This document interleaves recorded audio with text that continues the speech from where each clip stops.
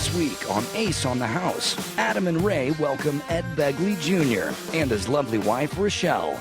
Oh, there's Ed. I like there how it tight the suit is, too, Look at Eddie. camel toe. Camel, that's the word for it. Loose sleeves and a tight suit. Yeah. Oh, God help us. Yeah, and it was God great. help us. The thing that was great about this is That's what I used to look like. I know. Ed is a hell of a skater. I mean, you watch this episode, you'll see the man does more than ride a bike or crap in a bucket.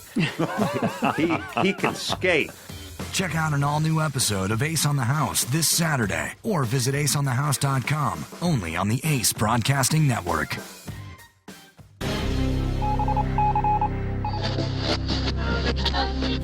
You're listening to the Ace Broadcasting Network. Hey, everyone. Before we start, I just want to say a couple words about one of our brand new sponsors. Are you looking to spice things up in the bedroom, either with a partner or yourself? Here's an offer you won't be able to resist. Go to adamandeve.com, and for a limited time only, you'll get 50% off just about any item. But that's not all. When you select your one item at 50% off, you'll also receive 3 free adult DVDs, plus a free extra gift so sensual I can't even mention it on this podcast. Do you know how sensual that is?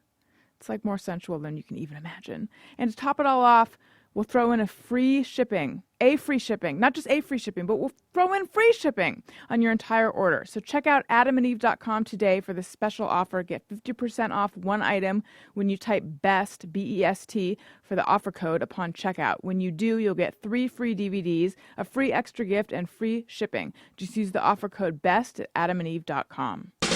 Alison Rosen is your new best friend. Alison, with her good times never end. Alison Rosen, doing the wavy pencil dance again. Alison's your new best friend. Hey everyone, hi. Hello, it is me, Alison Rosen. Welcome to the 3rd episode of Alison Rosen is Your New Best Friend, or possibly the 2nd if we decide to switch the order, but probably the 3rd. I am speaking to you from Marc Maron's Cat Ranch. He has been nice enough to allow me and producer Gary, who we're going to rename, to come and do our podcast at his studio. Hello, Marc. How are you guys? I'm good. Thank you so much for letting us do this here. Absolutely. I've never been in a position where I'm a guest on a show yet. I'm working I'm watching the levels. I was going to say. Yeah. I was going to say, you're a guest on our show Yeah. at your house, but you put yourself in sort of the...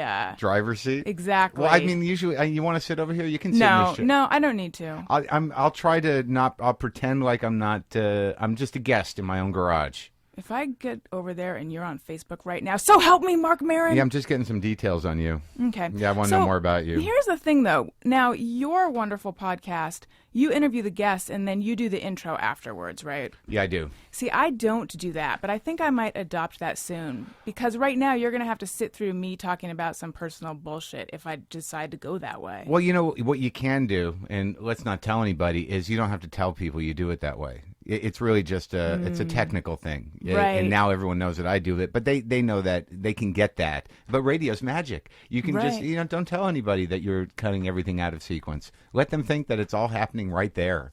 Okay. So cut all this out.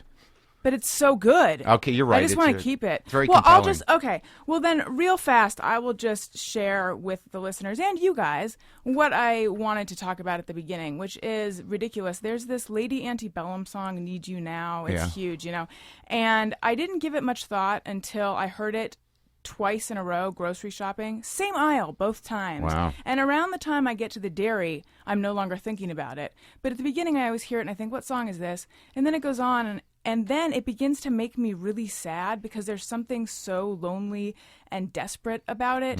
And so I have this segment on the show called Deleted Tweets, where I share tweets that I thought of tweeting, but that I didn't for whatever reason. And this should have been a deleted tweet, but instead I actually tweeted it where I said, confession, something like every time I hear Lady Antebellum's Need You Now, it always almost makes me cry. And I mentioned that I heard it at the grocery store. So then a lot of people wrote back and they're like, the booty call song, because it is like it's 1:15 I'm Right. a little drunk and I need you now. Yeah. So then I was talking to my boyfriend in bed, but it wasn't sexual. It was just sleepy. And I mentioned this to him, and I'm like, do you think it's a booty call song?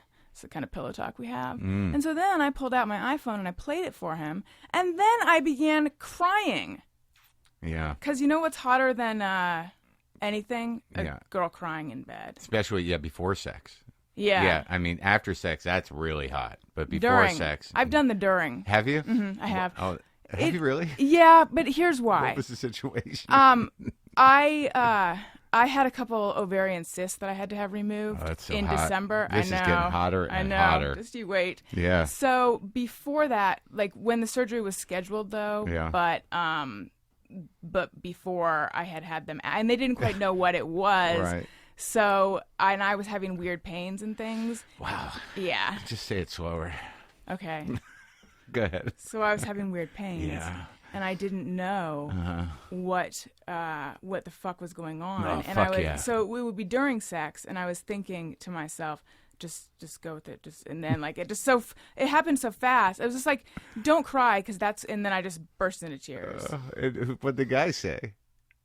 He I know. got more it's- turned on. No. Yeah. I know it's big. Yeah. He said, we can stop. Yeah. No, I don't know. I mean, whatever. So anyway, back to that, though. So anyway, my point is just, what the fuck is wrong with me that this song is making me cry? And I'm sure, like, I should basically be in therapy again, because I'm sure it's bringing something up. No, I mean songs. There's a lot of songs that do that to me, and I'll play them on purpose sometimes. Certain songs move you in a certain way. That's the magic of music. It triggers something. That's a perfectly appropriate response to a piece of music. You don't want to be crying in the supermarket, but I mean, That's why I have to change stores to someplace that just plays Phil Collins. well, that would make me angry. You don't want to be walking through the supermarket angry either. But I mean, some songs are very moving. I can't understand it, but I know there are some songs that really kind of like, oh my God, they might bring you back to another time. And booty calls, sometimes they're sad and desperate. Well, that's the thing. I think for Usually, I this would is- say more so than not. This is a gendered argument, but I think for women, a booty call often isn't just about the physical, or really isn't about the physical at all. It's about that emotional yearning. Yeah. Do you still And love that's- me? Why aren't you calling me anymore? Right. Look, and like, I'm here. I'm not going to be okay if you don't come over. Right. Which, I mean, I'm not that way anymore, but I certainly spent years having those kind of unhealthy codependent relationships. Where are you? What's going Yeah. on? Why don't you come over right now? If you love me, you'd come over Right. right now. Why don't you love me? Yeah. It's like, Yeah, it's that's a very always young feeling too, I think. Well, I think we tracked it. I think maybe it brings up all that stuff for you. All right, let's move on, lest I cry. Oh, let's play the song. We have to go to the store. So last night, Marc Maron, you tweeted, "I am anxious, uncomfortable, and needy. It just looks like anger, but it's not." Yeah. Explain. Well, I mean, I've been called angry my whole life, and I think that there were times where I was angry, but I think most of the time the anger thing is just about like, I've got no control over this situation. Damn it, fuck you. And now I don't feel like I'm as angry because I'm a little happier with myself because things are going okay. And after 25 years of banging my head against the wall, something is starting to work out. So that weird anger of not succeeding is gone. And then if I really look at myself, I'm not depressed. I'm not really, that angry, but I am anxious and I am sort of like, needy and that and a little bit panicky. And I have to manage that stuff. But I think that anxiety and neediness can easily become anger because you're like, why? Why is it not about me now? Right. And what else is anger? Right. But do you think you're perceived as angry? Yeah, I don't know. I have a real hard time with how people perceive me. I think that people that really know me or people that I let in don't see me that way. I think I'm intense, but people that just see me from afar or judge me by my stand-up or how they think I walk down the street. Yeah, I've been called angry a lot in my life, and I think I was. My comedy was angry. I was angry. There's no doubt about that. Ask my ex-wife. I'm definitely angry. You can Which ask one? the second one. Or either of them, yeah. But you can ask my girlfriend now, and she would say, "Yeah, we have our problems, but I'm not. I don't think I'm generally angry anymore. I don't want to disappoint anybody." Well, see, that's actually something I wanted to ask you. Mm-hmm. On your show, you have a lot of exchanges with the guests where you talk about something that happened in the past, and you were a prick to them, or they feel you were, or whatever. But Yeah. So I get the sense that you were this sort of, I don't know, contentious, like angry guy, but I don't know you very well, but the exchanges I've had with you, you've always been really nice. I'm very guarded. I was very defensive, and I always assumed that everybody was about to was judging me. I was always assuming that like they thought something of me, so I reacted to that. I would think like I'd walk into a situation and I would be preemptively defensive. I'd take shots at people. I would keep people away with my humor and shooting little daggers here and there. So I think that was more what it was. I was sort of intimidating, but you're not just beneath that is just a big pussy. There's no doubt about that. Were you doing it intentionally though? No, it was natural. It just I was just a guarded person, and because I didn't want to get hurt in any situation. I don't want to admit it, but I'm incredibly sensitive. Not in a good way. I'm not saying that I'm sensitive in an empathetic way. I'm saying that my feelings are very easily hurt over bullshit.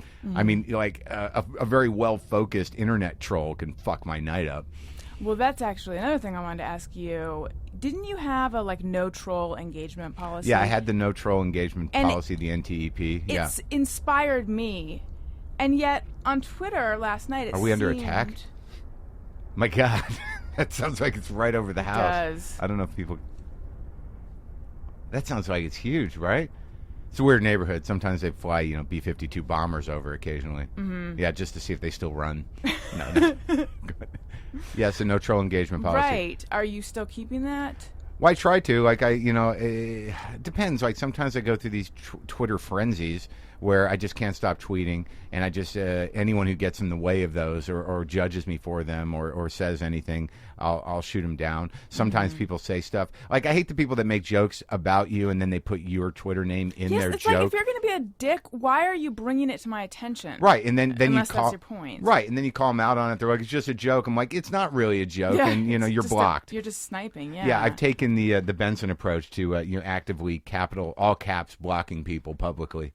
And sometimes I do it. But a lot of times you do that, and then most trolls, if you poke at them, they're like, sorry, man, just was trying to, do this or that or make you like me, or I just want you retweeted, whatever. Yeah, I can't figure out what to do on that front because that's the thing is that when you're reading the Twitter feed, every little tweet sort of has the same value. Right. So you're not like, this is someone I'll never meet who's possibly 16 with 0 followers. You just like, this is a person who, all of a sudden it's back at the schoolyard and someone just said something shitty about you. So I have that sort of knee-jerk reaction to say something as well. But then anytime I do, a bunch of other people are like, you're just encouraging them. That's what they want. You just have to ignore them. And then I was realizing, well, if you ignore them, no one else is going to see these tweets. Right.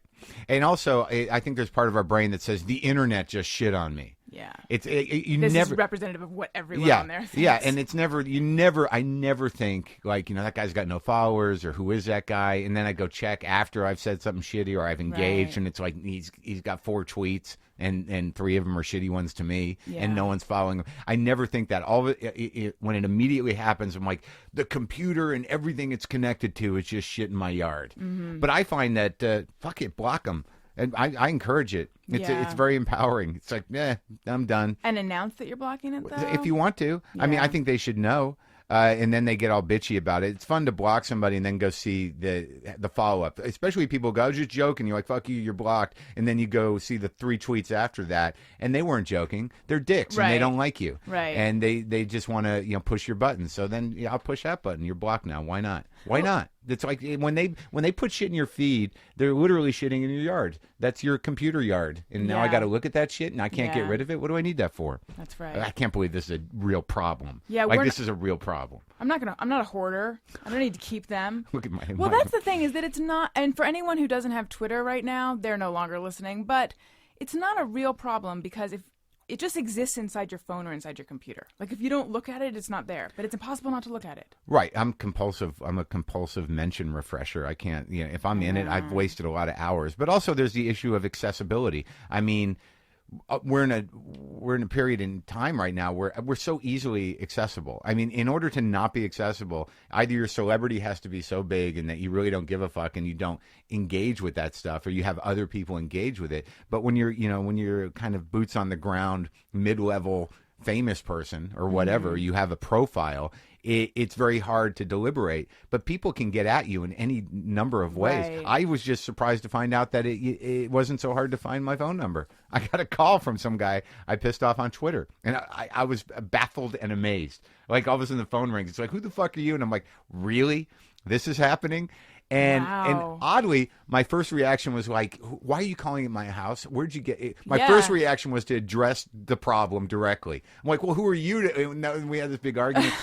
Turns out he was a fan. A guy upset him, and we resolved it. But it was still, people can find your shit, and they can get at you. And I don't know that it's ever been this easy.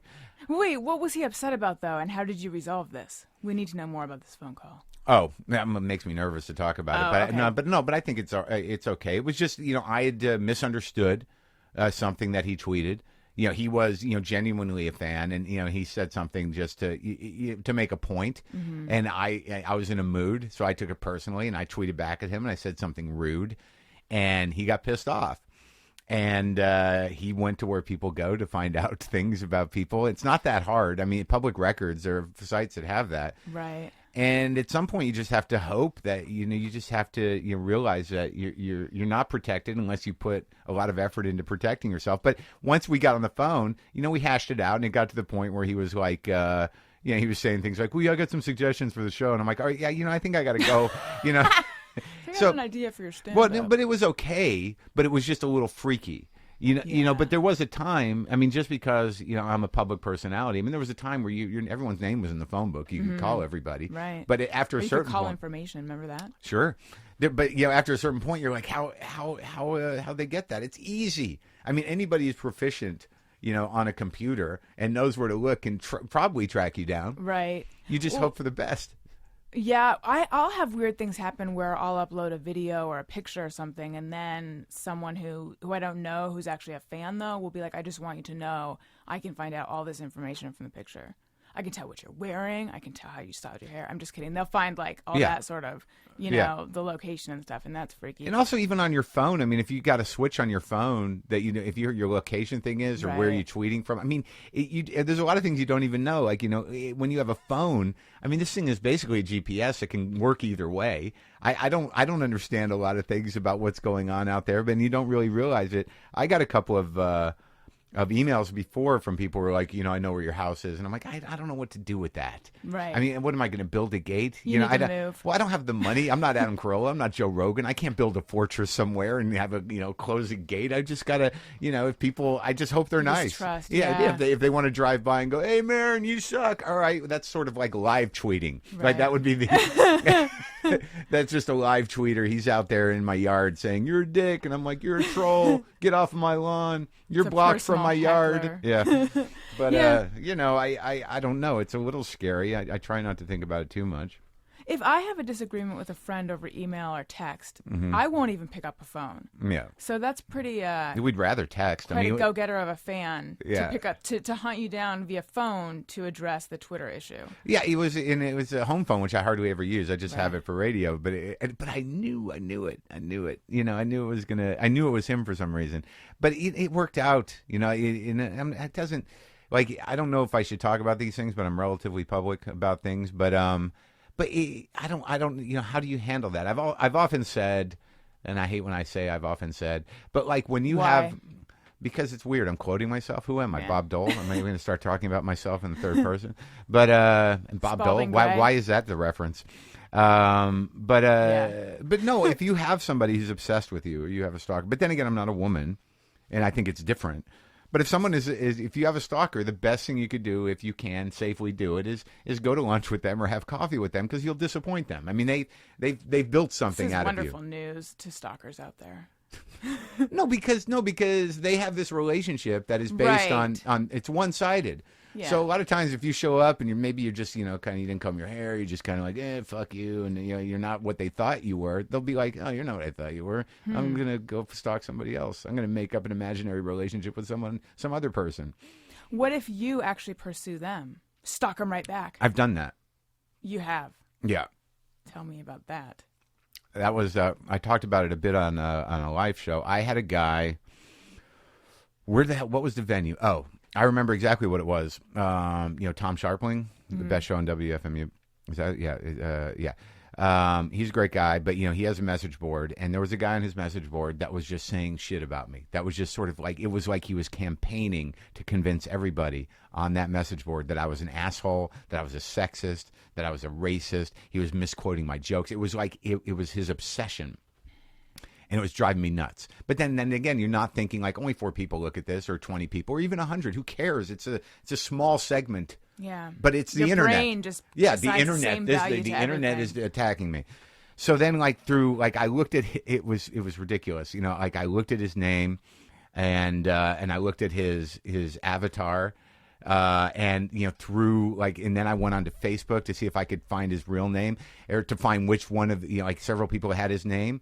But from his avatar, is that what you call him? Yeah. On Sharpling's blog, I knew it was a live action avatar from Punch Drunk Love. So I went and searched his name on Facebook, and there were several of them. And I looked through them, and I found some guy whose favorite movie was Punch Drunk Love, and I'm like, that's the guy. And then basically, I just messaged him on Facebook. And I said, look, if you're gonna quote my jokes, quote the whole joke. Don't take chunks of my material to prove your point, because that's bullshit. And he gets back to me. He's like, how did you find me? And I'm like, how am I the bad guy? Right. Look what you're doing over there. But I went through this effort and tracked him down, and we had this weird engagement around this stuff. And then it got back to Tom, and it blew up. What was Tom's reaction? Well, he had known the guy because the guy was active on his board, but it's like I don't know where the boundaries are. I had that happen on radio too, where Was that Air America? yeah, where some guy was emailing the show saying I sucked, and for reasons like I didn't know my politics, or I'm a child, and all this stuff, and I don't like your comedy, or I think it was that one. Some guy was like, I don't like what you do, and then I wrote back, I'm like, what about it? What are you talking about? Maybe I'm just not for you. And he's like, no, you're this, you're that. And I wrote back to him. I'm like, well, why don't you give me the bits? And eventually it got to the point, he said, please stop emailing me. And I'm like, I'm the asshole? Yeah. Like, all of a sudden, he's the guy. The tide has turned. Right. Like, I'm the crazy guy who's emailing some dude too much who was, like, calling me an asshole. Right. It was a horrible moment of realization, a high-tech moment of, like, I've got to manage this shit. See, the thing, I just find that none of that makes me feel better than I felt before. I don't know if that's how it is for you. You always feel good in that moment where you think, like, I got him. And then, like, you just play into their trap because they just turn it on you. I don't even know what that skill is, but they're waiting for you to engage with them. Yeah. So, because then they know you're vulnerable. Mm-hmm. And then they've got you open. And now they can just dump more shit into you. Right. There's someone who leaves these shitty comments on my blog, like shitty kind of violent comments, and he disagrees with my politics, but mishears what my politics actually are. But anyway, I always wonder whether to approve them or not. And when he sends in the comments, his email address is attached. So I did a little research, and eventually one site to the next, to like different, ultimately MySpace, and I was like, aha, I know his daughter's name. And I was like, I know, I'll respond, and I'll somehow weave his daughter's name into it. And then I was like, what the hell am I doing? Like it's your version of I'll kill your family. Well, I just wanted him to know that I know who he is. Yeah. Yeah. I'd seen Homeland recently as well, so. So what ultimately happened with that guy? Oh, nothing. I did nothing with it. Yeah. And because I realized, okay, now I'm being crazy. Yeah. Here's a question for you. Okay, so I had to let the people know, because I'm transparent. We just took a little break because you had to move your car. Do you ever feel the urge to reset in a podcast from your radio years? Like sometimes I want to, like 40 minutes I was in. never that. It took me a long time to learn to reset. Like I'm not. I wouldn't call myself a radio veteran. So like that whole education of being on radio was really within 2 years. So I never got into the habit of that without really kind of being very aware of it. So I was always kind of bad at resetting even when I was on radio. Right. Okay. Well, I used to do a Ustream show where people would tune in at any point. So I feel like probably a good 60% of the show was me welcoming people. Yeah. So sometimes late into the podcast, I feel this urge to be like, for anyone joining now, and then it occurs to me, no one joins at that point. Well, there was an old radio guy that said that. Like, I heard him talking about podcasts. I don't want to bring up his name. He's not a local guy, but he's a big guy. He's like, these podcasts, these kids, they don't even know how to reset. And it's like, well, that's because it's not necessary. It's on-demand listening. Exactly. You would think that if someone's locked in, they're not all of a sudden, kind of randomly tuning into their iPod, saying Right. like, "Who is? I hope they reset because this came up out of nowhere." Yeah, who is this? Yeah. And how can I find out? Yeah, look at your radio. Look at your iPod. So, Marc Maron, when did Now you... that's kind of a reset. That's an old reset trick. When you instead of like I'm talking to, you're like, so Marc Maron. Right. Yeah, So, Marc Maron of yeah. WTF. Yeah. Alison Rosen wants to ask you a question on this podcast. Well, go ahead, Alison Rosen. When did you realize that you're a good interviewer? Well, when I was on Air America, there was a way of doing the interviews. Like I never knew how to interview people, but usually people had an agenda. They were there to, to spout their politics or to, to push their book, whatever that was about. So there was a way to do it, and there was a way to get to what they wanted to talk about quickly. And usually, if people is on a junket, or the story, like if you're just doing phoners and someone's doing 10 of them, they just blast at you and you can't Right. get a word in. So I became very hung up in those days with I need to get a genuine moment out of these people. Like I remember Bill Clinton was on the phone and he didn't even listen to me. Like he just kept talking, or Ted Kennedy or somebody. But anytime that I had a minute, especially like I had a great moment with what was that dude's name? The guy they always go to, the Bin Laden specialist on CNN. What's his name? I think he was a very kind of, he's a little meek, but he's written all the books on Bin Laden. I can't remember his name. But like we would talk about heavy shit on Air America, and we're asking big questions in a very volatile time in the country. But it was always so important. Bergen, is that his name? I don't remember. But it was always like I just wanted to get a laugh out of these people. So I would go out of my way to find these just moments where I could disarm them from their narrative so you could actually hear that they're people. And he'd be talking about Bin Laden and where's Bin Laden hiding, and I'd crack a joke and I'd hear him laugh and I'd be like, yes! To me, that was the big victory. And I think that my interview style just evolved out of that, out of trying to have as many real moments as possible, and even if it's just conversation. Because it's very easy when you talk to people that talk publicly. Everyone's got a script. I've got one. If I get interviewed and they say, well, how'd the podcast start? I mean, I've got a story, Right. Give or take a few things, but once you start saying things more than once, that becomes your script. And most people who live public lives have a script. So the trick for me is to try to not have that happen. And I do that by either talking about myself too much to provoke something different, or just trying to get away from that script. Right. So when did I realize it? I don't know if I realize it now. I think I just look at them as conversations, and if the conversation feels authentic, I feel good.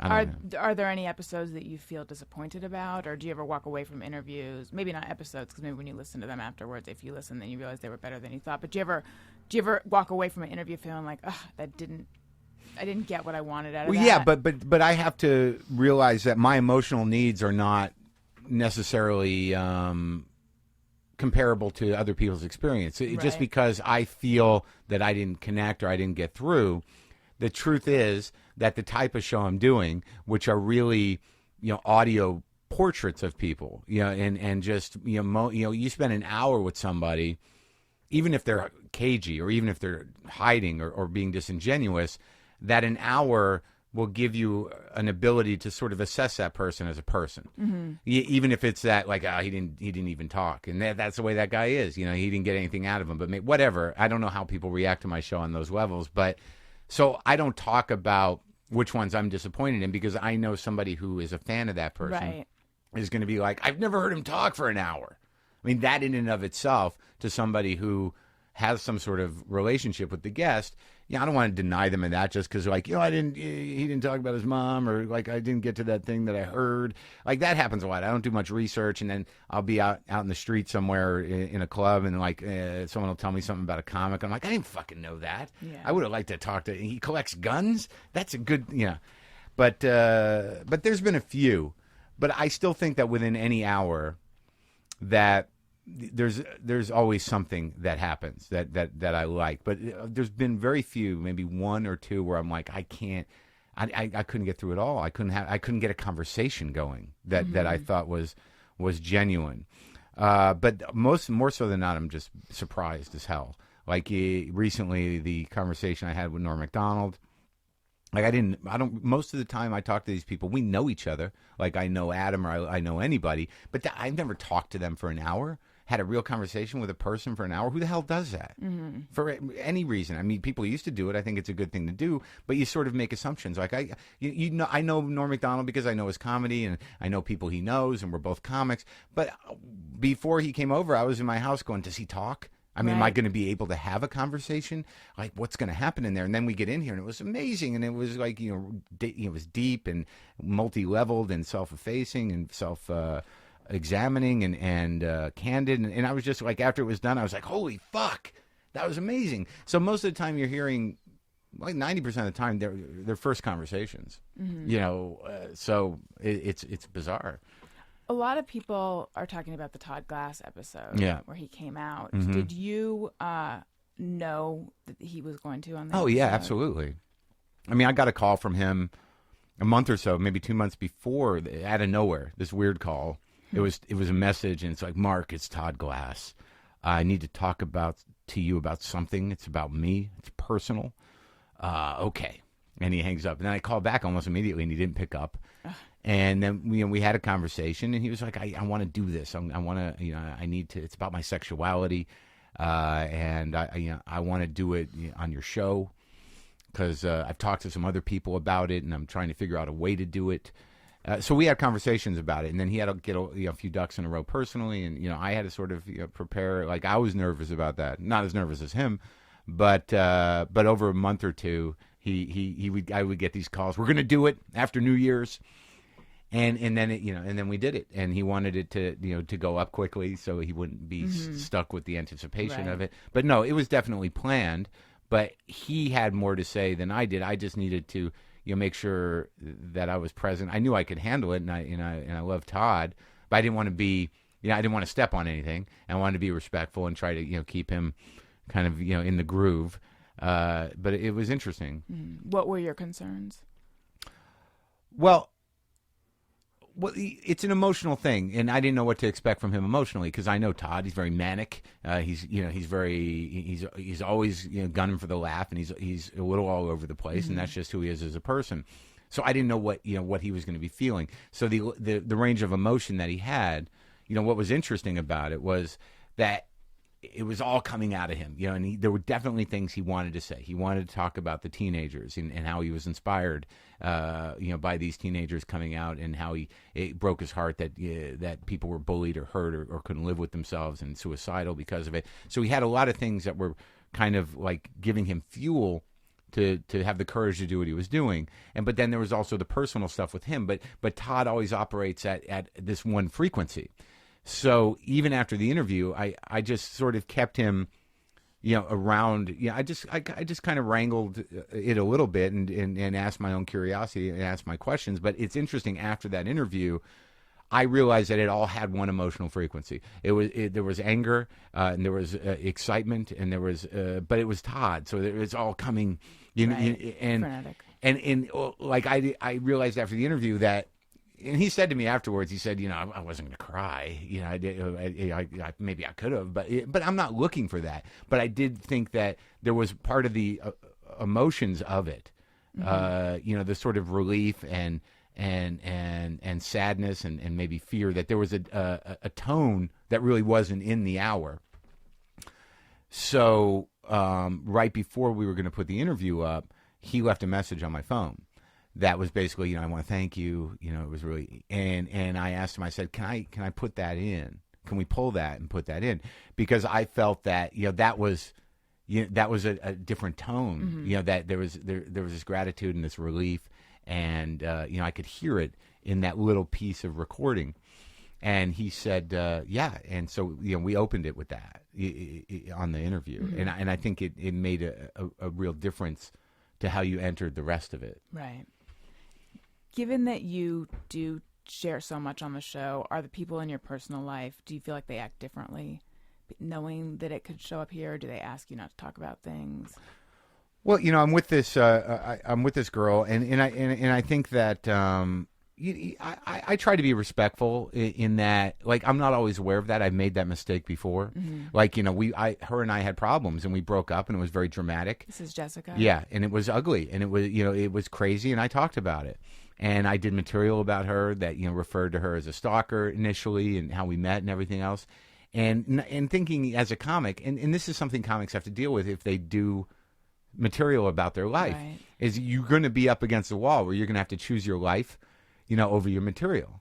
That if you're with a woman or your mother says this or somebody says, look, I'd appreciate it if you don't do that. And then you've got to be like, that's such a good fucking joke, though.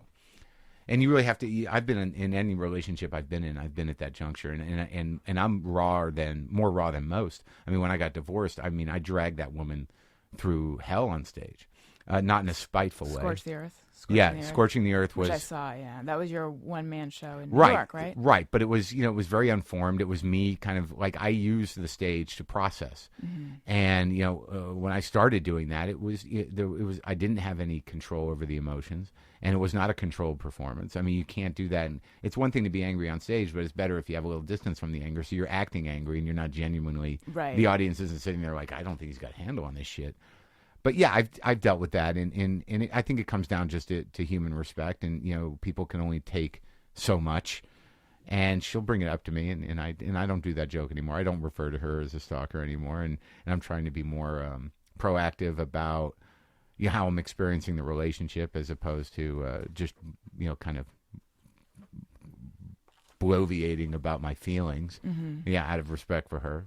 Yeah, I try not to. You don't want to deal with that shit because then it's just awful. Because you've just, like, during that time we were broken up, there were some episodes that I did and they hurt her feelings because it's a mischaracterization. What you say about somebody in anger or when you're. Why did you break up? And forgive me if you've already talked about this. I couldn't handle it. I was getting very intense and very heavy very quickly, and I just freaked out. I overreacted because I no longer felt like as off-putting as I am in terms of if I'm defensive emotionally or whatever or however like a loner I may seem or defensive or intense or all that stuff. If somebody gets in to my life or gets into my heart, it's very hard for me to say no. It's very hard for me to stand up for myself. It's very hard for me to say Well, I things. think that's, and I relate to that a lot. I think that's what that wall and that defensiveness is that, well, for me, it's the fear that I can't really negotiate and navigate those sort of interpersonal boundary things,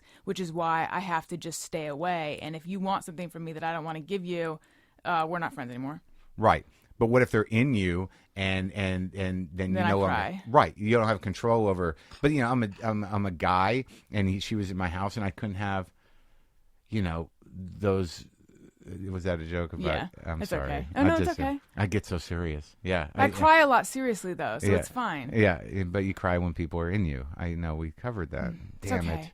No, but I just there's a moment where like I don't want to upset somebody, and then I just wait till it builds up, and then it's huge and explosive and dramatic, and it's a big fight, and it's fucking insane, and that's how I hold. That's my version of a boundary. Is that fuck you, this is bullshit, right? As opposed to just saying during the time leading up to that, hey, I think we're having some issues here. No, just let it kind of simmer until you explode over nothing and rip the whole thing down. Ugh. So that's you like fighting though, right? I did. I find that there's a couple reasons I don't. Outside of realizing it hurts people, and it also, there's some fights that you have that you'll never recover from. You're creating fear in the person you're with over time to where they no longer want to communicate because they don't know when you're going to fly off the handle. It's completely detrimental, and it works against a relationship. But fighting is like sex, unfortunately, and a woman brought that up to me at a comedy show, and I just refused to acknowledge it at the time. But fighting is something I think some people do in place of sex.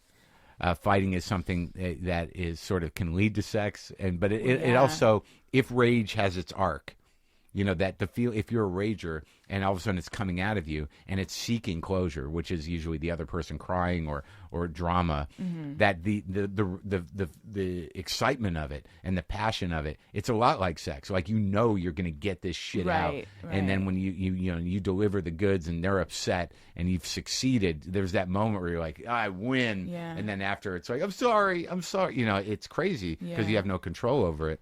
But yeah, I mean, it's forcing the person to engage with you. yeah, in a way. it's an unhealthy way. Like I do a joke now where I say, I just don't know if I can't. How am I going to know if someone loves me if I can't make them cry? It's brutally honest. See, I don't rage, and I'm afraid of it. My dad has a lot of rage issues, and I have parents who fought all the time. They're still together, but they fought all the time. Yeah. And they would always explain that, the couples you see that look like they get along all the time, well, they don't.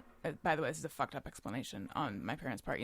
They don't actually talk. Yeah. They don't talk to each other. Right. Like the fact that we fight is because our relationship is live and all that. Now I don't. As I get older, I don't know if that was sort of their dance or their thing. Like maybe it frightened me as a child, but they weren't really fighting. They were just bickering. I don't know. But so my response to anyone raising their voice at me or around me is that I kind of cower. And that's actually an issue I have, which is that I can't handle other people's anger. So you, as someone who is prone to rage, though, what is like? Can you explain that urge? It's weird when it happens because it's really it just comes over you. I mean, it's so immediate. I'm surprised at how right under the surface it is. But it's usually, in my experience, it's if someone's talking down to you or telling you or setting you straight. Like I have a problem with authority, even if it's in a relationship, that it's innate. That if someone is saying, you're fucked up or you did this or or they take a shot at me, like it's almost instantaneous. The sort of like, fuck you. Who the fuck are you to, like it's like so quick when somebody. So you get triggered. I get triggered by people condescending to me. And by people, talking down to me or setting me straight. Where does this come from? Something earlier in your life? It's a good question. If anything, it comes from a lack of discipline. My parents were completely ineffective, and my parents were sort of like. My mother would say things like, "Do you want me to say no?" When I'd asked her if I could get, it's like, aren't you supposed to take some? I mean, if I have any regret in my life, it was not having some sort of discipline. Yeah. So I think that part of me, when anyone tells me no, or you're doing something wrong, my immediate, who says that to me? Yeah. My parents don't say that to me. Who the hell are you? Like it's weird. It's childish. I have that too. I cannot hear no, either explicitly or, like if it's just in the subtext. Yeah. If there's a no, I kind of rage against it. Internally, though, that's the thing. I never really expressed the rage, but I did spend years, making very self-destructive choices and like it's like society says I shouldn't be drinking or sleeping around or doing, fuck that. Yeah. And so, I mean, I guess in a sense, maybe I do kind of understand the rage thing. But I also had parents who weren't direct with saying no. Right. And it was always this sort of a mind game. And I know that you've talked about. It's childish though, because the thing that's happening to me now is that for some reason, if you're emotionally retarded for whatever reason, and that's using that word appropriately, that the type of pain of rejection that you experience is, I think, very young. Yes. And so like when someone says no to you, it hurts you, and you're like, nah. Yeah. So now, like as a grown-up who's somewhat self-aware, I didn't realize that relationships were compromised. I mean, I really thought like, how could you like that? How could you want to do that? Why can't we do what I want to do? All that shit. Like it literally hurt my feelings to have to make concessions to my thing. I remember wondering, in a healthy relationship, are people compromising, or is a healthy relationship one where magically each person just gets to always do what they want to do? No, and it works together. Right. I mean, that's it. You got to find somebody. Yeah. A doormat, they're called in the recovery racket. Right. But it really is picking your fights and realizing like it ain't so bad, and feeling that ache of not getting to do what you want. I mean, that's life. I mean, avoiding that or pretending like you don't feel that is ridiculous. I mean, it's just the way it is. So that weird kind of humbling ache of disappointment or frustration or of having to compromise. I mean, that's really all life is. So the more you can get used to that ache and realize that it's not so bad because it forces you to live in the real world and be a decent person. Right. And And then, acknowledge that other people exist, and that if someone Right. says no to you, it's not because they didn't hear you or they hate you or they're not going to take care of you. Right. It's because maybe they needed to pee first. Or Yeah, whatever. yeah, whatever. It all comes down to stupid stuff, but I never really fully experienced that ache in a defined way that would enable me to be an appropriate adult. I mean, that's really what it comes down to. At some point, you got to grow the fuck up, or else you're just going to be stuck in those weird patterns, because all relationships become this collection of petty engagement, tics, and predictable behaviors. I mean, that's how, people get comfortable. It's like, oh, she does that thing, I do this thing, and we do it over and over again, and it's sort of comforting until it's like, I'm going to kill you. Yeah. Don't ever do that again. I also remember not wanting to, I think this is when I was in the midst of acting out pretty unhealthy stuff, and just not wanting to be in a healthy relationship, or what I thought was a healthy relationship, and saying to a therapist, so wait, let me get this, like, so I just find a guy that I like and he likes me and that's it. Mm-hmm. Yeah. But like, what's the fun of that? Yeah, Like, yeah. I Where's don't- the it's like, tension? yeah, I don't Where's get the that drama? at all. Yeah. Do you feel like an adult now? Sometimes I feel a little better because I'm working a lot and I'm working hard and it's working out. So and I have responsibilities, but I get overwhelmed very easily at everything. And I think a lot of acting out is just relief. It's getting out of yourself and, figuring out healthy ways to do that. If I've got too much to do and I find myself just, pacing around my apartment and jerking off to porn at 1:30 in the afternoon, it's not because I'm like, I really want to see some sex. It's because, like, I don't want to be me. I'm sad. I can't escape. handle it. Yeah. So, kind of identifying that stuff. But I'm also, I drink a lot of coffee and I battle with food issues and I'm constantly eating nicotine lozenges. I do self-medicate quite a bit, but I'm definitely behaving better than I ever have in this relationship, and finding myself being much kinder and much more supportive than I ever have, and it's a weird feeling because I'm getting gratification from it. I like doing it, but it's alien.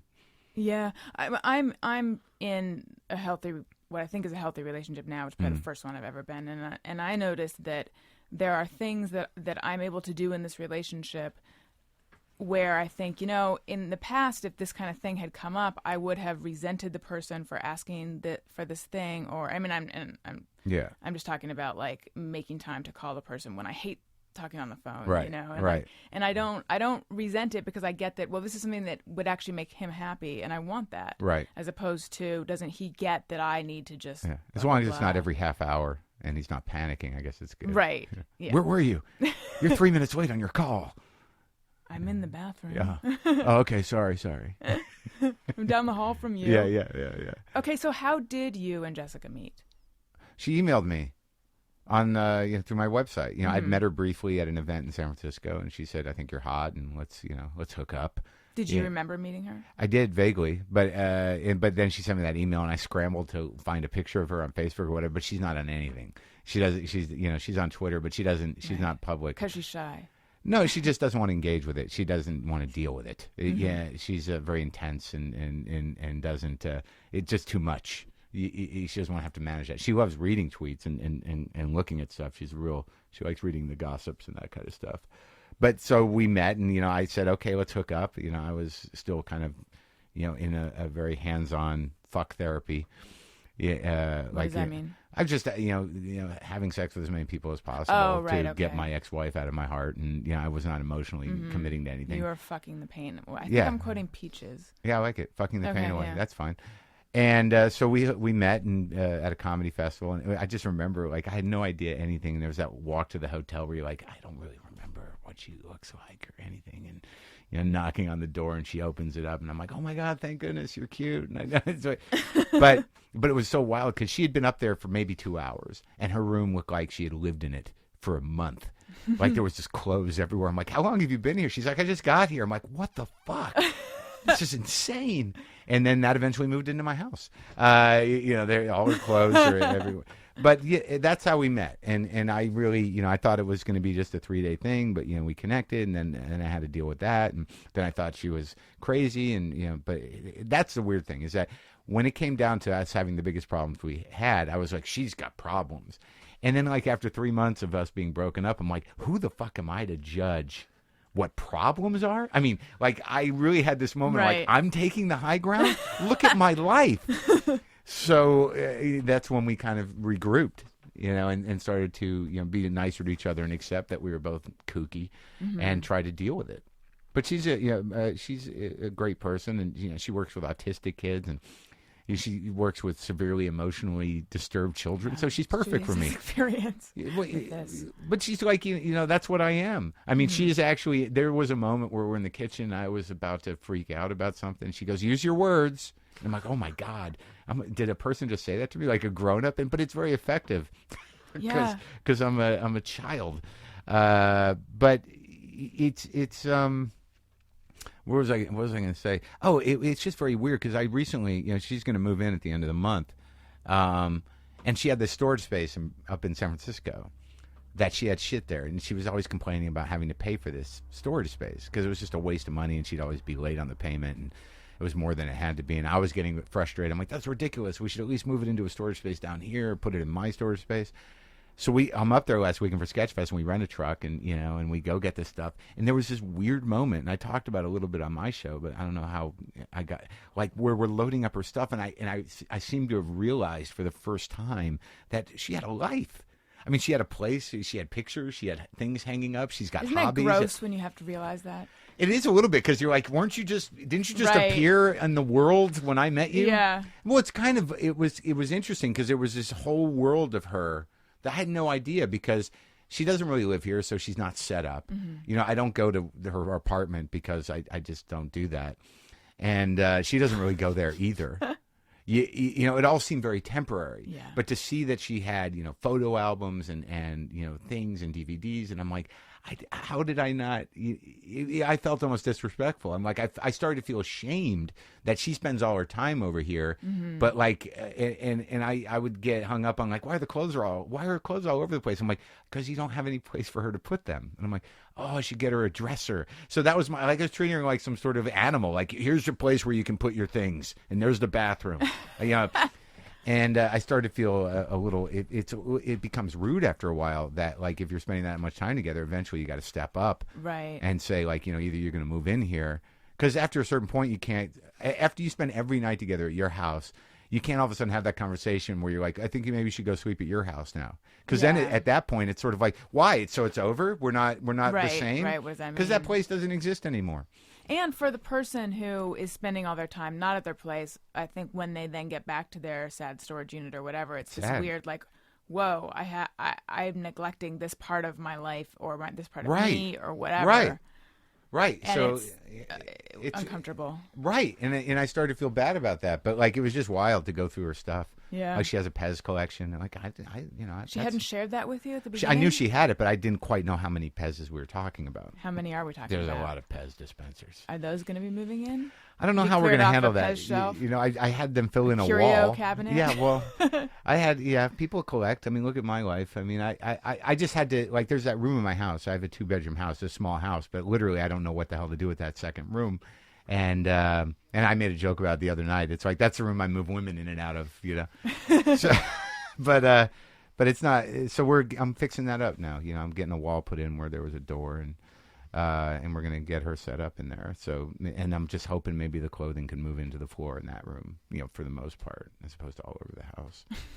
But I say that with just love. Contain it. So, like, now me just saying that, I'm like, oh, she's gonna hear this and be mad. It's adorable. It's all very adorable, and I'm okay with it. I don't freak out about the little things anymore. Well, it's just when the little things become a mound of things, then I freak out. Mm-hmm. Yeah. Right. But we're okay. Okay. She's moving in. Everything's good. Have you read Gravity's Rainbow, which I'm staring at on your I've started it many times. Yes, me too. Screaming comes across the sky. That's it. Far. Yeah. Every few years I'll say, this is the year, and then I'll start. A lot of books I'm about 12 pages in, but I like looking at them. Infinite Jest. I got to page 400, which is pretty. That's like That's a lot for me. It's Yeah. like a book and a half. That's pretty good. But it's only a third of that book. I find I have less and less time to read fiction. I tend to read nonfiction, and I tend to read less now because I'm just busy. I tend to read stuff on my iPhone, not books. I should get a Kindle thing. I'm starting to I'm like old manish in my surrender to technology. It took me a long time to get an iPhone. It's only been a few months, and now like the Kindle thing because I travel so much and I bring like 3 books because I think I'm going to read them. It's like just get the thing. Kindles are cool because they're very light. Yeah, and it's like, what am I so attached to the cover? I mean, is it really that big a deal that like I got to look at the cover if there's 3 pictures in there? Yeah, but I don't know. There's something about books though. I know. I have them here. I have plenty. Yeah. Some part of me, like I went to my storage unit the other day, or we were at her storage unit, and I gotta just throw shit away because you get to a certain age, it's like, what is this? What does this shit mean? All this stuff. I know. I have a tough thing with stuff too because I have way too much of it and I keep the wrong things. But there are times in my life when I've been like, you know what, this is ridiculous. I have to get rid of this. Like I moved. I'm from California originally, but I was living in New York for 8.5 years when I saw Scorching the Earth. Yeah. Scorching or Scorched? You saw that in that basement? Yes, I did. Oh my 'Cause God. I know Dylan. He produced it, right? Oh, I didn't realize that. Yeah, that was rough. It was really cool though. I really liked it, but it was downstairs at the Bleecker Theater, yeah. and upstairs Mike Birbiglia was doing his, Ricky Gervais produced expensive show, and I was like in the dungeon, the leaky dungeon. You know, I saw something or heard something recently where it was a fictional theater people were talking about or making. It was a joke, but I was like, well, I've been to that theater. I wish I could remember. This is the worst example ever because I can't remember what it was, but it was something where I was like, I bet they are lampooning the Bleecker Theater. Oh, probably. Yeah. Yeah. But so anyway, when I was moving back to California from New York, I got rid of so much stuff, but I brought so much stuff. But the stuff I brought is the wrong stuff. And I got rid of like space heater, can opener, curtains, all this stuff that's like, did I think I was never going to open a can again? Yeah. Or like, why that stuff? Yeah. And you saved like a box of magazines? I saved, yes. Yes, and papers and things that I was like, I don't know if I need this ever. I have trouble getting rid of paper because I always feel like someday I might, if someone will be like, that's ticket, that stub, you needed I think that. in thinking about it right now, the stuff that really needs to be assessed for disposal is stuff that isn't directly connected to you. Like I have a lot of writing and files and things that are like of my life, but it's the things you hang on to. That's where you really determine whether or not you're a hoarder. Is like when you pick up that magazine that you never read, and you're like, no, there's a good article in here. I'm gonna, then you might have a problem. Spin from 1999. I have those. Do you have the one with Evan Dando on the cover? It's not 99. I think I have the first 3 spins. I think the Talking Heads are on the first, or Madonna, I think, was on the first spin. That's pretty cool. Like, I save that kind of shit. Like, special editions of stuff. Like, I have the newspaper the day after Clinton was elected. I think I have the first 3 spins. You can put that shit on eBay. But I don't even know how to work eBay. So, you know what I mean? And, like, what am I really going to make? And then that's going to be another time suck that I got to sit there and check eBay to see who's gambling on, spin number 3 for $19. I mean, that's the internet is. No one's gonna want anything that's a hard copy of anything. It's a time vacuum in the future. I like hard copies of things. I mean, I tend to like frame shit and put things up. That, like, I really, there's some pictures in here that I like. Like I had, like this guy gave me that Lenny Bruce piece of art with the Lenny dead and Lenny sitting there. That's a silk screen. It's done by a poster artist. I love that thing. That guy and this Rodney Dangerfield picture. That's cool. I think that should have its own room. I mean, that dude took pictures of me.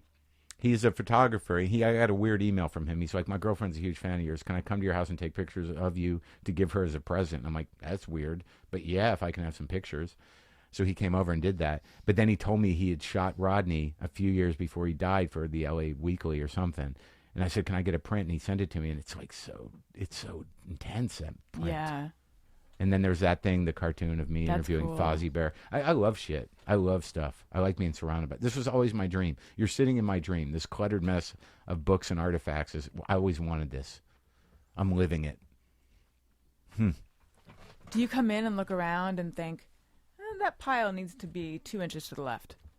Sometimes. It's getting a little out of control again. I had really cleaned it up a bit, but then like now with the popularity of the podcast, you start to get that radio show stuff, like people soliciting stuff, publishers, and so now books are coming in, and I hate throwing away new shit, right? And I hate not eating stuff. Like I don't like to waste things, so I just stack it up.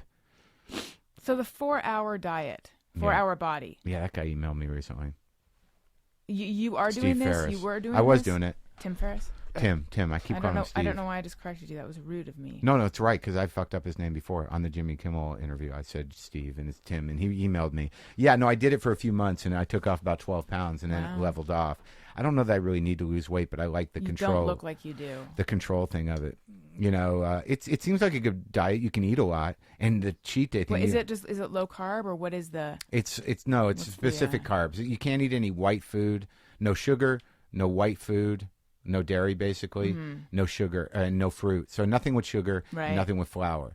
You can eat a lot of beans, a lot of meat, and a lot of vegetables. Wow. But a lot you of can, farting. Yeah, it's not a good relationship diet. But you can eat, and then but your body starts to crave the sugar thing. So like you get that one cheat day, and he's like, eat whatever you want. So one day a week, I'm like In-N-Out burger. I'm fucking eating ice cream. It's ridiculous. I'm not on it right now. I'm actually in the middle of a slight binge thing. A real one, or one just where you feel like you're binging? I can't tell the difference. I mean, I haven't eaten today, so I'm okay. Now, see, when did the body dysmorphia start? Very early. My mother was sort of anorexic, so she could not live with the idea of me being fat. I used to do a joke about it. It never worked. It was too sad and weird. Well, I used to. The joke was, I really think that for the first 9 years of my life, my mother just saw me as her fat. That if she just ate less, maybe I'd disappear.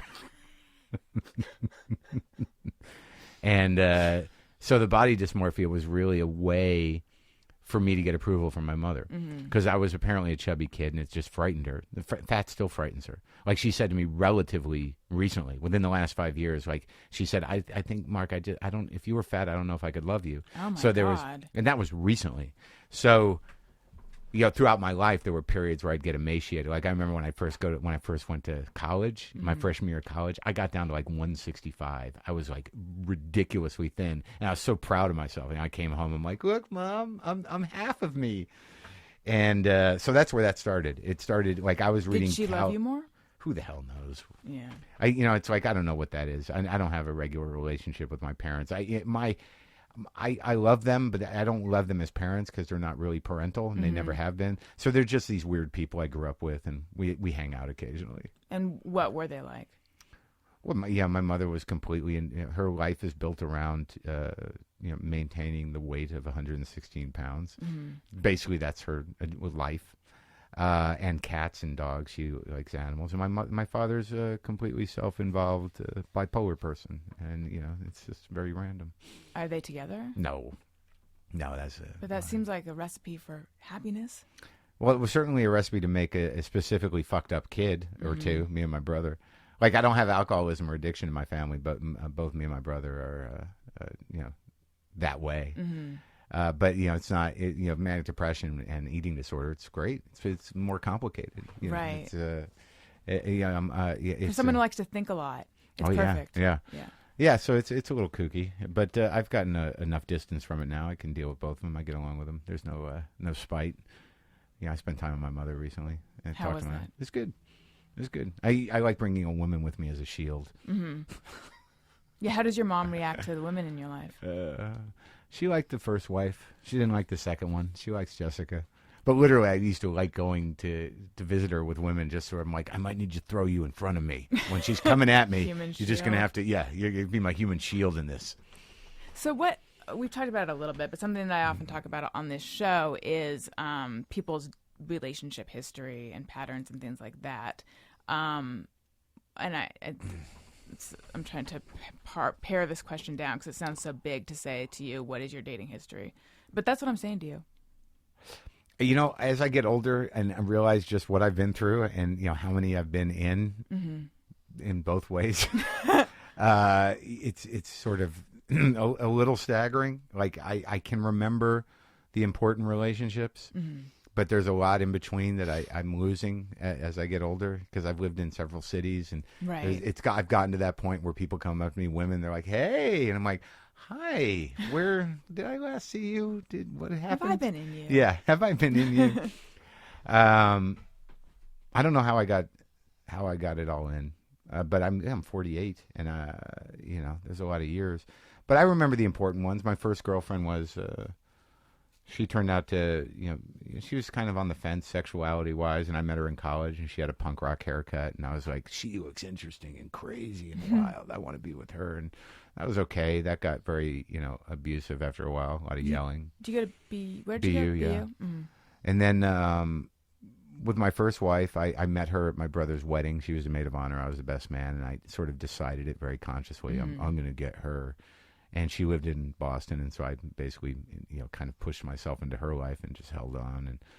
But there have been like the women in my life that I remember, loving, but being afraid of it. There's some of those where like I really had the feelings of like I'm out of control, in love with this person. And in most of the time, there was not much follow through. They didn't become relationships. We just sort of lived in that, frenzy of infatuation for a little while, and then pulled away. I pulled away. I did meet a couple of those when I was, with somebody else, so that might have amplified those feelings. But I don't know how to characterize it. Generally, a lot of drama.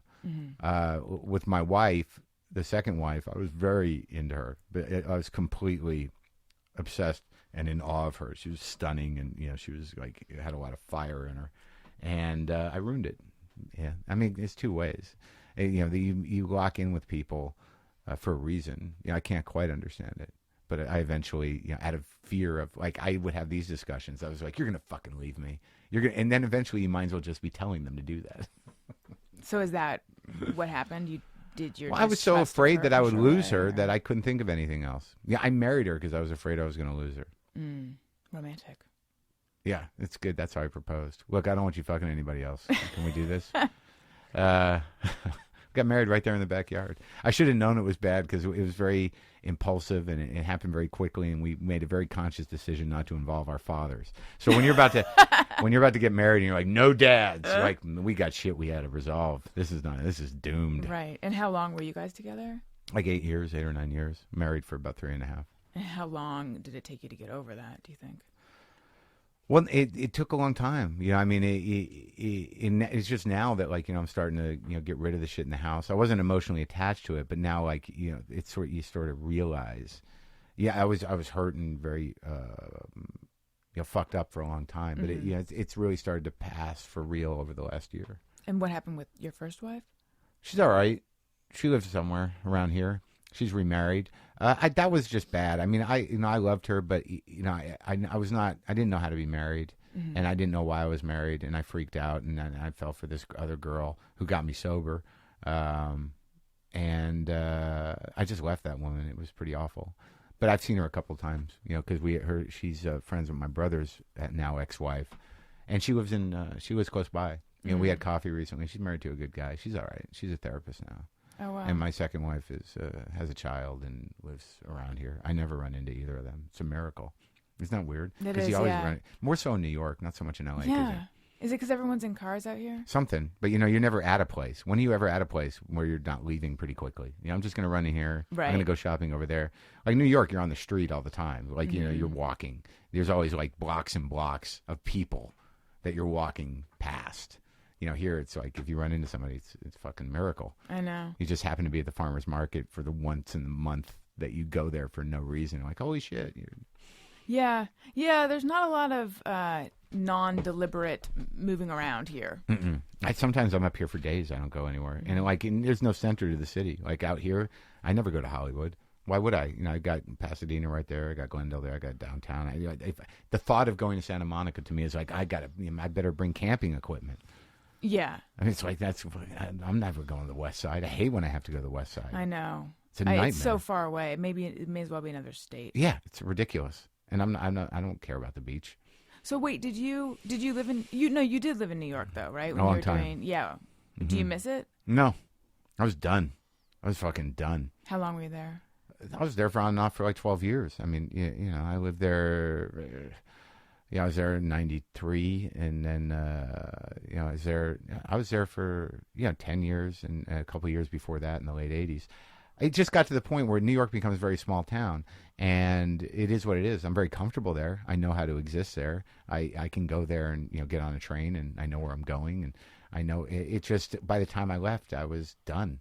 I was like, there's nothing for me here anymore, really. I love the city, I guess. But even then, when you live there a long time, are you really utilizing that city? No. By the end, you aren't at all. I don't drink anymore. I'm not running around, to the middle of the night doing comedy sets anymore. It was weird. The last time I was there, I was literally staying across from Lincoln Center, and I impulsively went to a symphony. Like, I could have done that in New York. I could, Now when I visit, I'm like, maybe I should go to the museum. Yeah. Why didn't you do that when you were here? No, I don't know. The entire time I was there, I don't think I ever went to the museum.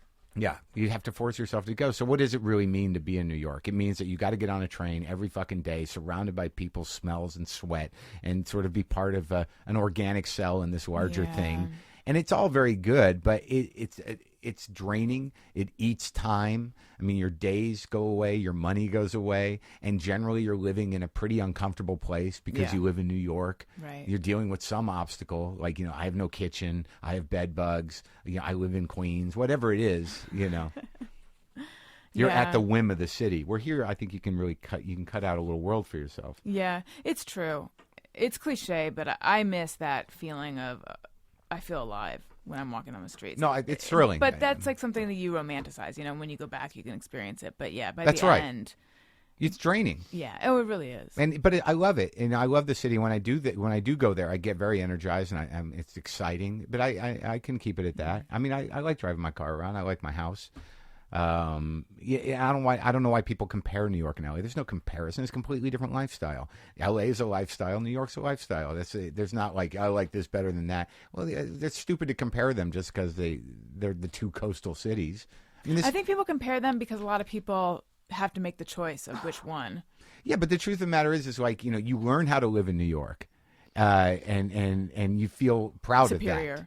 Well, in a way, because like you got to be on your toes all the fucking time, and you got to know that city to get around it and really have a handle on it. It's very daunting for people that go to New York for the first time. Could you imagine that? Like, oh my God, it's massive.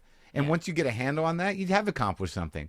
But here it's sort of like, well, you drive. It's nice out most of the time. The only and as hackneyed as it is, the only issue, LA, the traffic is fucking ridiculous.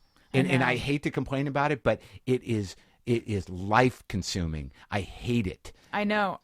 It was listening to your show actually that made me realize I really need to think about getting, and I've been thinking about it, but a helicopter, a horse, no, a better car, because I hate my car.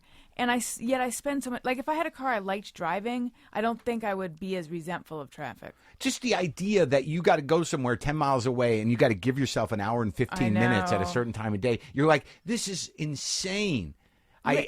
Larry Miller was saying that he actually likes traffic because it's the one time in your life where you really have no control over it. And I was like, what about that is appealing at all? And, if you're late, there's nothing you can do about it. And you just have to accept it. And I was thinking that I don't like any part of it. And it's the having to be so alert while you're stuck in traffic, even though I like to do other things. Yeah, I mean, but having to be on and off. Break. I'm getting into a little trouble lately in driving. But that's a spiritual lesson, though. That what he's saying is true. That if you can somehow get comfortable with the fact that you have no control over it, that moment where you're not going fuck, and you realize like there's nothing I can do about that. Yeah. That is the beginning of spirituality, right there. Yeah. That you realize that like there's nothing I can do. Well, Larry Miller is a very spiritual man. Is he? He is kind of a little bit. I said it as a joke, but actually, I think he is. He's pretty centered. I've been running calm. I've been running stop signs and red lights lately, but not really. Like I've gotten 3 tickets. Oh no! What if a bunch of? I think I do that thing where I literally stop at a stop sign in the middle of the intersection. Like I just drift through, but I stop, but it's well ahead of the stop sign. But you've gotten 3 tickets for that? I've gotten 1 ticket for that and 1 ticket for not stopping before I took a right turn. I thought they were getting rid of those cameras. I thought Oh, so they're cameras. Yeah, I don't think a cop got me on the stop sign. With the ones that are from the cameras, my understanding is you don't really have to pay those because they have no way of tracking it. What do you mean? They have a picture of me. But they have no follow-up. They have my license plate. They don't enforce it, though.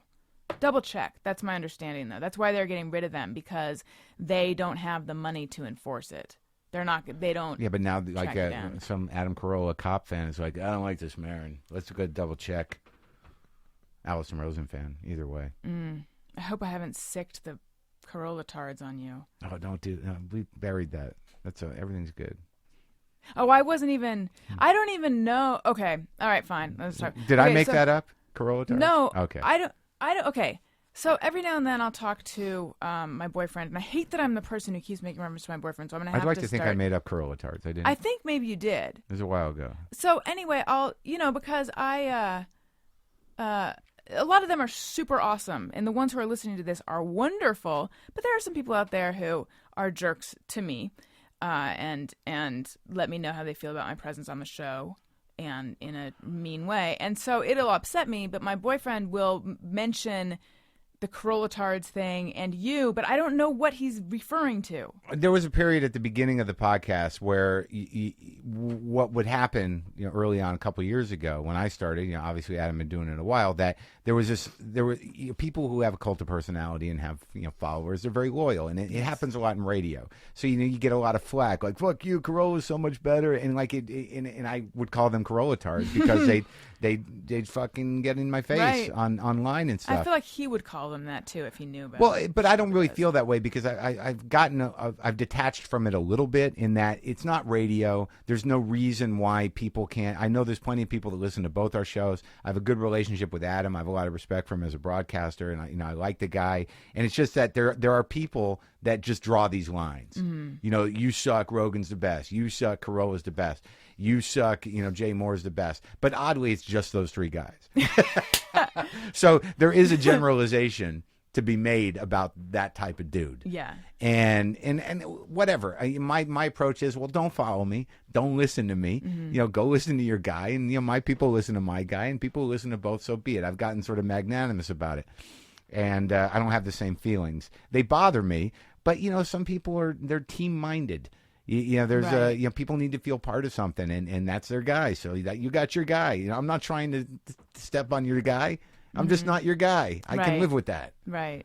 Most of the time. Just don't bust my balls. They're monoguyistic. They just Yeah. need to have one guy. Definitely. And whatever that guy represents, and there's definitely the type of guy, that, people, Yeah. whatever. So you are writing a book, yes? Wrote a book? Oh, yeah, I'm writing it. So it's such a pain in the ass. When is that? Are there any dates for Well, when that might happen? it hasn't been turned in yet, so it's due in about a month. It's essays and pieces. Exciting. It's not. It's a very hard thing to do, and I'm beating the shit out of myself about it, and it's a difficult process. And I've been so busy the last year. I just happened to get this book deal in the busiest year of my life, and I want it to be good. I'm not really a writer. I don't consider myself a writer. I wrote one book before that people like, the few people that have it. And it's just the bane of my existence. But yes, I'm writing it. And what else are you working on? What else do you have coming up? Doing a lot of shows. I'm going to be in Oklahoma City next weekend. What date would that be? On the 18th. I'm going to be in Grand Rapids at the Gildafest, the festival up there. I'm going to be in South Beach at the South Beach Comedy Festival. I've been working on, we're trying to sell a TV show to people. Now here's I don't have any sort of like, in the past, Marc Maron, you were rude to me. I don't have any sort of stories like that, unfortunately, because those are good. They make for good podcasts. But my one thing is, so I was sitting on my couch in Brooklyn, and my friend Tom Johnson calls me up. Tom. Years ago, and says we are taping a pilot. It's called WTF. Yeah. With Marc Maron, and I think Chelsea was involved. Chelsea Peretti. Yeah. And would you want to fly out and be a part of it? Maybe. And I was like, yeah, that'd be awesome. And then calls back, Marc Maron went with Laurie Kilmartin. I was like, oh. Marc Maron went with Laurie Kilmartin. I don't think I knew you. I know you didn't. And Laurie, I've known for years. That pilot was it was before the podcast really took shape, and I just liked the name WTF, and I pitched this weird panel show to Comedy Central, and they gave us a little money, and we did a pilot, and it was nothing personal. Oh, I know. I just didn't know know. you. I didn't know you. What do you want from me? Well... What? Well, I know that was one of those things, though, where I had to really take that in and be like, he doesn't know me. He's worked with Laurie. Right. But Tom knew me. Maybe Tom didn't tell me. Tom Johnson's so funny. How's he doing? I haven't talked to him in a long time. Last I heard last I heard as of like a year and a half ago, 2 years ago, working on Conan's show. No, he's on Lopez, and That's what I meant. And he got married. Yes. Yeah. Yes. I met the woman that he married. But yeah, not Conan. Why did I say that? I meant Lopez. Yeah. So I don't know what he's doing now. Yeah. Well, I'll call him. Okay. See how he's doing. So what are we at? What's happening? Are we trailing off here? Yeah. Well, I mean, you have someone else coming in. Yes, you have an interview to do. I Maybe. do, I but think so. I don't think it's right now. Yeah, John Glazer's gonna, but that's not gonna be up for a while, so don't get all crazy out there. When are you putting this up? I'm not sure. Talk, Gary. It'll probably be the first episode goes up this Monday, the 13th. You'll probably be 2 weeks after that, so I 27th. shouldn't plug anything. No, I mean South Beach will still be coming up and Yeah. stuff like that. So it's good that you got those on. Okay. Yeah. All right. Well, something that we do on this show is I have what I call the topic sombrero. Okay. And that's a sombrero with topics on pieces of paper in it because Okay. I tweeted to people, if you are going to listen to a podcast about dating, which this is obviously not just about dating anymore, but, what would you want to hear? Right. And so this morning, though, I don't know what happened. I was staring at the sombrero, and I just couldn't bring myself to bring it to your cat ranch because I was like, what the fuck am I, Carrot Top? So I just have the topic sombrero envelope. Oh, that's fine. It's labeled. That's right. It's so weird you talk about dating because, I don't think I've ever really been on a date. Well, what is this? I'm sorry. Oh, I had no idea. Did it go well? No, it's fine. Well, yeah, what would you call it, though? Relationshiping? I don't know what it is. You lock in with somebody and you're like, Yeah. oh, this is going to happen. And then it happens. I had never really... The one or two dates I've been on is just sort of, I don't even know what to do with this. I had never really been on a date until I moved to New York, where I feel like there's a lot of dating that happens. Yeah. So I would go out to dinner with a guy, and I would think that it would mean something, because in California, that would have meant something. If Right. someone asked you to dinner, that meant a Right. lot. But then it really just wasn't much of anything. But then, all sorts of... With all the internet dating, then that brought about a lot of actual dates, I think. Wow. I never did that I don't know. Till your current relationship? No, never. That wasn't. But that was an email. That's different. All right. What's this topic thing? I dropped one of the topics. Okay, I'm going to hand you the envelope, and then you pick one out, and then we'll discuss it. We each get one, or is it No, just me? no, it's just you. Okay, I got one. All right. How to make a relationship last. Oh yeah, you're talking to the right guy. Yeah. Well, I know some things you don't do. Okay, that's good. Yeah. Don't say, you're going to fucking leave me over and over again.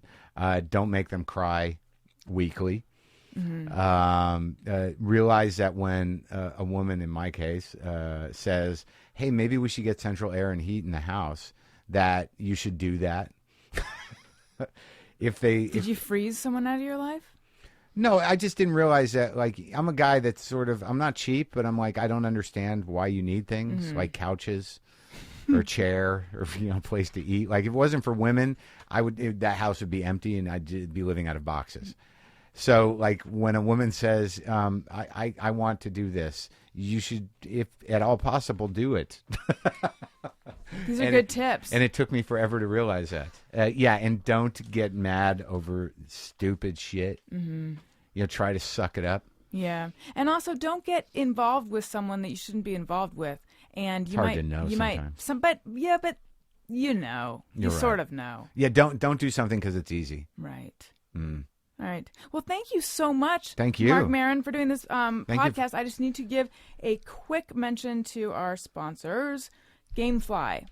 Do you play video games? No, not that kind of guy. No. I kind of knew you were going to say that, but I went there anyway. Well, a lot of listeners play video games or would enjoy them, so they should sign up for Gamefly. It's like Netflix for video games, the video game rental system that delivers games to your door and now directly to your PC. And just for you special listeners, you can get 15 days free if you sign up using my promo code. Go to gamefly.com/Rosen or gamefly.com and then click the joystick in the top right corner and click Rosen. But there's a link on my site. So please do that because then it will just make me super duper happy. And also I'm selling it. Am I not? Yeah, it's really good. I'm taking notes on your craft. See, on your podcast, you actually made an apology for giving sponsor mentions at the top. You're like, this podcast is free, so I've don't done give that. me shit. Do people actually give you shit?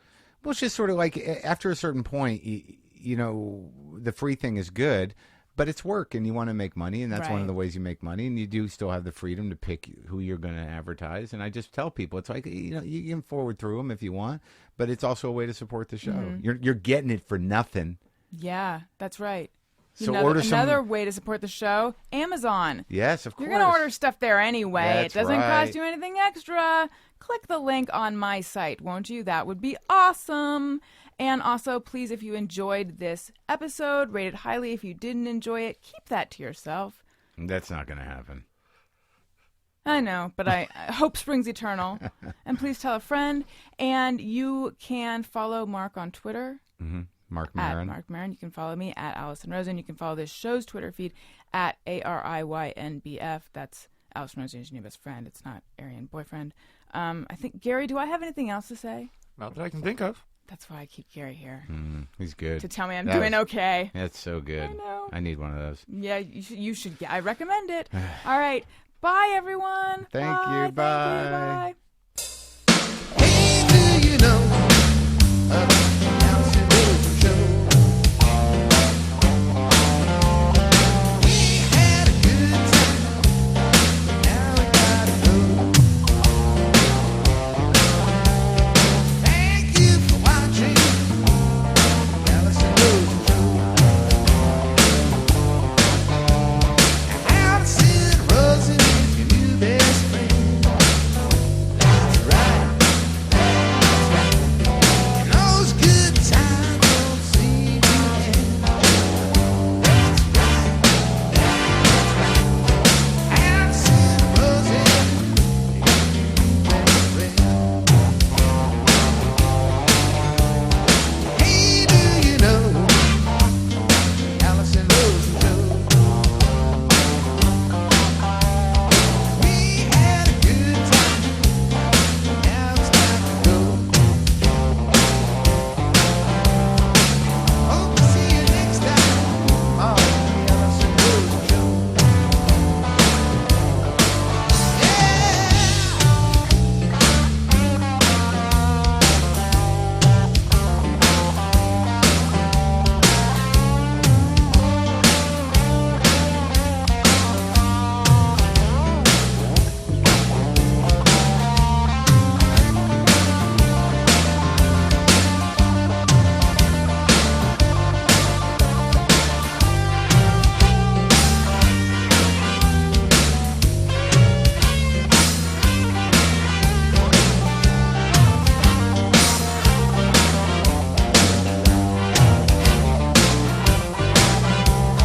Alison Rosen is your new best friend.